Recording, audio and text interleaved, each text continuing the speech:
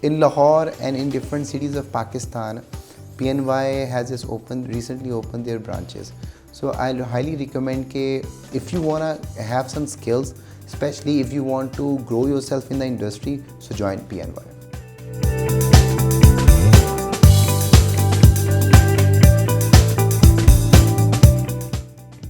अस्सलाम वालेकुम एवरीवन, मैं हूं आपकी होस्ट मुआफ़ा मलिक। हम और आप विद PNY के एक न्यू शो के साथ। जैसा कि आप सब लोग जानते हैं, PNY ट्रेनिंग्स एक ऐसा प्लेटफॉर्म है जहां हम हज़ारों की तादाद में स्टूडेंट्स को डिफरेंट कोर्सेज करवाते हैं ताकि वो अपनी पर्सनल लाइफ और प्रोफेशनल लाइफ के साथ साथ अपनी फाइनेंस को भी बेहतर बना सके। हमारे इस शो का मकसद ही यही है कि हम आप तक लाइफ के हर सेगमेंट के बारे में कुछ ना कुछ ऐसी वैल्यूएबल इंफॉर्मेशन पहुँचा सकें जो आपको फ़ायदा दे सके। आज भी हम बहुत ही ज़बरदस्त टॉपिक पर बात करेंगे। जिस तरह से आप लोग देख रहे हैं, टेक्नोलॉजीज़ का दौर है और बहुत ज़्यादा इमर्जिंग टेक्नोलॉजीज़ पे हम लोग आजकल बात भी कर रहे हैं और बहुत ज़्यादा एक नई टेक्नोलॉजी इमर्ज हुई है ChatGPT के नाम से। हम उसके बारे में बात करेंगे, स्पेशली स्टूडेंट्स को उसको किस तरह से यूज़ करना चाहिए, क्या फ़ायदे हैं, क्योंकि हम हर चीज़ के फ़ायदे के साथ साथ नुकसानात ज़्यादा देख रहे होते हैं। तो हम इन सब चीज़ों पर बात करेंगे। हमारे साथ जो गेस्ट मौजूद है, मैं उनका तारुफ करवाती चलूँ। उमर फयाज साहब हमारे साथ मौजूद हैं, जो कि CEO हैं आर्टिफिशियल इंटेलिजेंस और इमर्जिंग टेक्नोलॉजीज़ के। उसके साथ साथ सर्टिफाइड ट्रेनर हैं और part of one of the education sector भी हैं। तो हम इनसे बात करेंगे ChatGPT के हवाले से भी और स्टूडेंट्स के हवाले से भी। तो आइए सर को वेलकम करते हैं। अस्सलाम वालेकुम सर, कैसे हैं आप? अस्सलाम, अल्हम्दुलिल्लाह, I am fine, thank you. Sir thank you so much for your time. First of all sir, ChatGPT से बात करने से पहले I just want to ask about your journey, क्योंकि हम लोग सोचते हैं शायद जो हमारे साथ गेस्ट मौजूद है उन्हें ईजी टू अवेल हर चीज़ मिल गई है, तो that's why he is like CEO या वो एक स्पीकर बन चुके हैं। लेकिन I just want to ask कि इसके पीछे की जो काविश है, जो मेहनत है, वो आप हमारे साथ सबसे पहले शेयर करें। Thank you so much for inviting me in such a wonderful and motivated platform, PNY Group of Companies.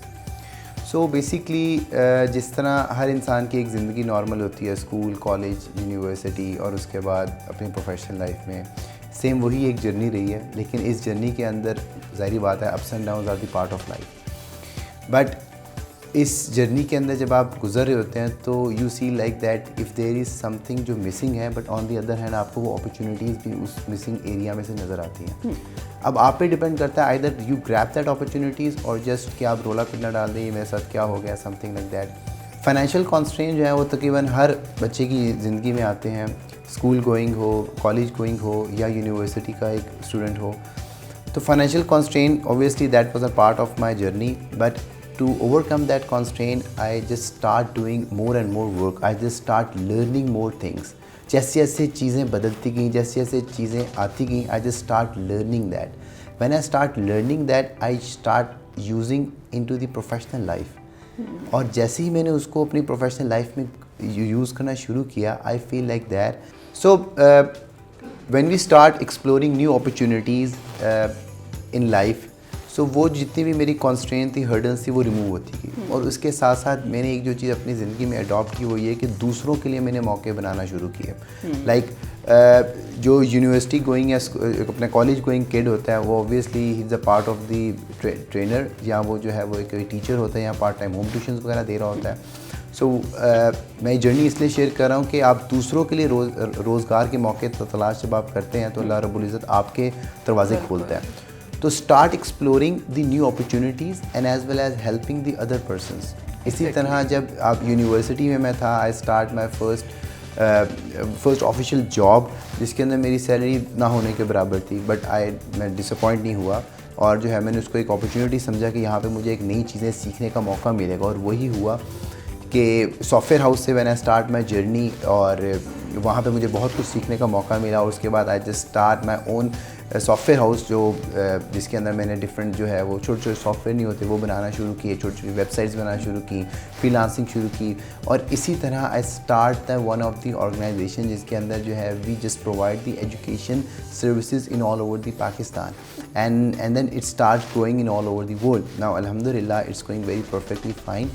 So when you create an opportunities for other people just avail that opportunity, और आपके रास्ते automatically जो है वो खुलते जाते हैं। बिल्कुल। So that's the part of my journey and I will recommend all the students कि अगर आप इस फेज़ में हैं जो कि आप अभी इस टाइम पढ़ रहे हैं, तो तो स्टार्ट एक्सप्लोरिंग द अपॉर्चुनिटीज़, और जो अपॉर्चुनिटी मिले उसको ग्रैब करो, पॉजिटिव वे में ग्रैब करो। यस सर, इसी से मैं लिंक करूँगी जिस तरह से आपने बात की। हम लोग यूनिवर्सिटीज़ जाते हैं, डिग्रीज़ लेते हैं, उसके बाद हम जब प्रोफेशनलिज्म में आते हैं तो हम टेक्नोलॉजी का, जिस तरह से आपको पता है हमारे यहाँ यूज़, बहुत फ़ायदे भी हैं, नुकसान भी हैं, उन चीज़ों की तरफ तो नहीं मैं जाऊँगी, लेकिन बेसिकली मैं ये पूछना चाह रही हूँ कि टेक्नोलॉजी का use for the purpose of our finance, कि हम अपनी फाइनेंस किस तरह से अर्न कर सकते हैं या अपने आप को ग्रूम कर सकते हैं, उस तरह से हम यूज़ ऑफ टेक्नोलॉजी कैसे यूटिलाइज़ कर सकते हैं। क्योंकि हम हमेशा जाते हैं नेगेटिव चीज़ों की तरफ, या आप देखें हमारी आधे से ज़्यादा population just social media use कर रही है, स्क्रॉलिंग और लाइक अब्यूज़ कर रही है,